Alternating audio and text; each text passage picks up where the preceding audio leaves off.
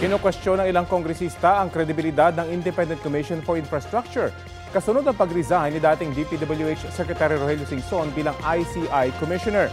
Tingin ni House Infrastructure Committee Chairman Terry Ridon, lalo pang mahihirapan ng ICI sa investigasyon nito lalo na't mahalaga ang malalim na kaalaman ni Singson sa sistema at kalakaran sa DPWH.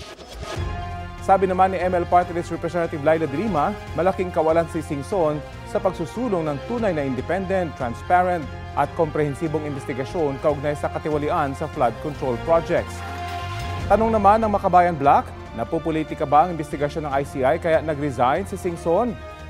Sabi naman ni DPWH Secretary Vince Dizon, alam na niyang magbibitiw si Singson para raw matutukan ang pagtulong sa ahensya.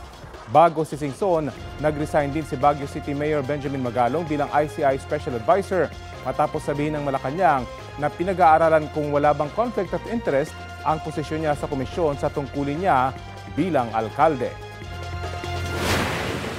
Specifically, ang sabi niya sa akin, gusto niya niyang tulungan si Presidente sa pag-implement nung 18 Major River System Master Plan, no, for flood mitigation na sinimulan niya nung siya ay DPWH Secretary na unfortunately hindi na-implement.